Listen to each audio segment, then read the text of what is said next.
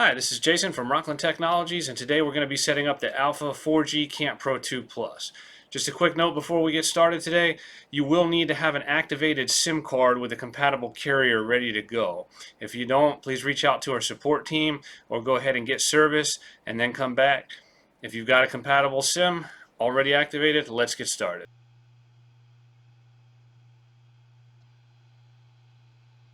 Instructions here.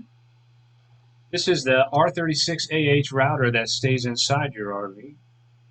This is the Alpha Tube U4G cellular modem that goes outside.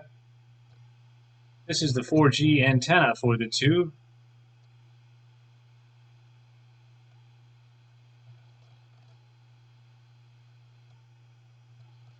This is the USB cable. Goes from the tube to the router. A standard power supply and a 12-volt DC power supply. The accessory package has waterproof tape, Ethernet cable, and wire ties for the tube. These are the SIM card trays. We already have our SIM in a separate tray here, as you can see.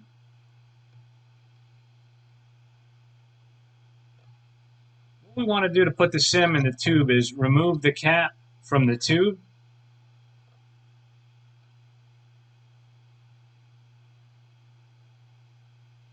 And then fit your SIM into the tray.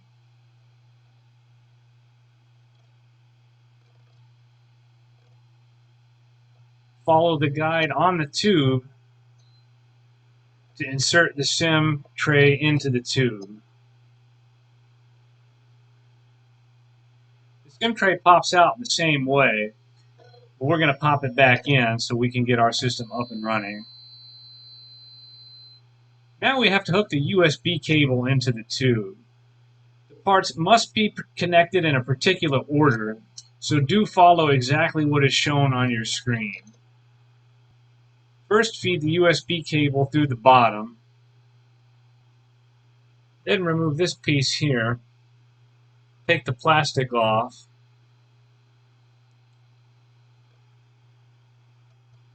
Thread the cable through the plastic part and put this part around the cable and reaffix the plastic part like so. Now thread the cable through the bottom of the tube cap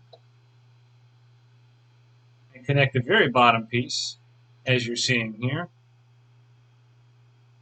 Make sure it's tight but don't over tighten, and plug the USB cable into the bottom of the tube.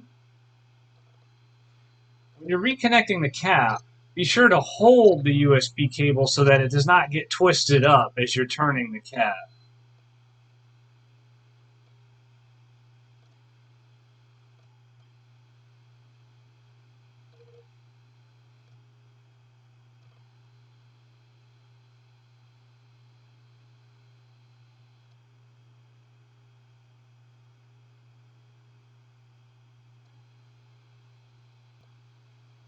Connect the antenna to the tube.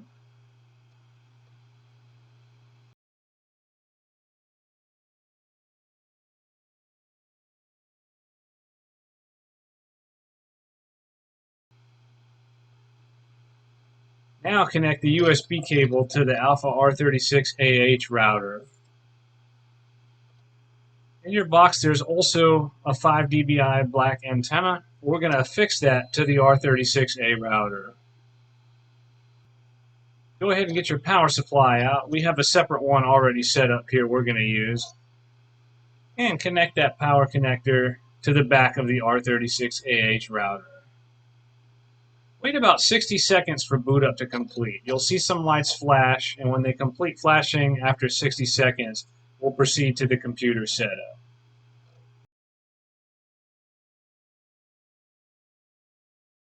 This is part 2 of the Alpha 4G Camp Pro 2 Plus setup. We're doing the software configuration. We're on a Microsoft Windows 10 computer, and we're going to go down to the Wi-Fi icon and locate the 4G Camp Pro 2 network. These numbers here are randomly generated, may be different on your screen. If you're on a cell phone or a tablet, the process is going to be the same.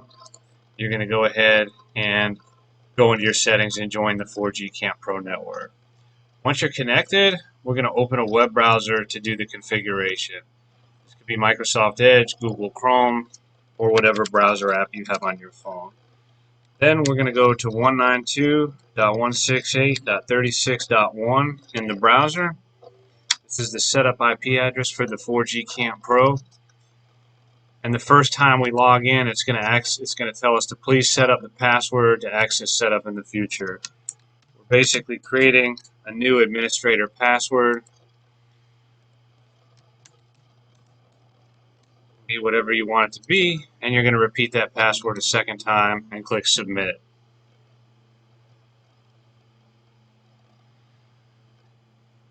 When you get logged into the system, it may take up to 30 seconds to a minute for this information to update. I'm using a T-Mobile SIM card. It shows I'm connected, and it shows I'm on T-Mobile, so I can probably already go online. But what I want to do is go through the setup process so I can password protect my 4G Camp Pro network. Because it's currently open, which means anybody can join it. So if we click on the Easy Setup, we're going to wait for the Easy Setup page to come up. All this information we're going to leave alone. And down here in Network Password, we're going to go ahead and create a Wi-Fi password for our Wi-Fi Camp Pro 4G2 signal.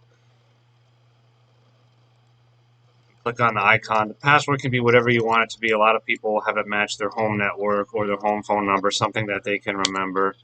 And we're going to click on Finish and watch this area for instructions.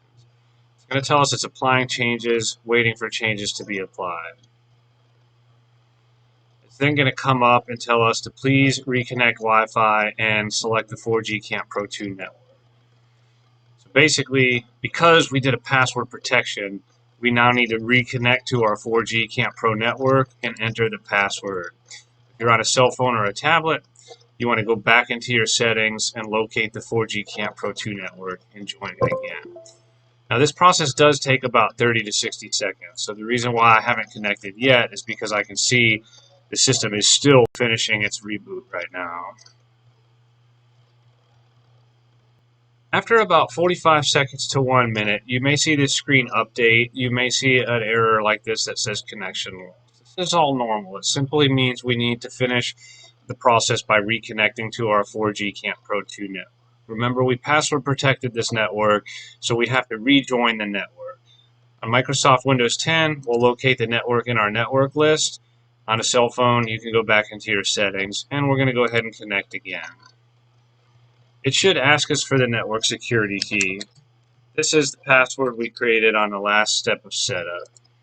I'm going to double check to make sure I typed it incorrect, which is very important, and then click Next.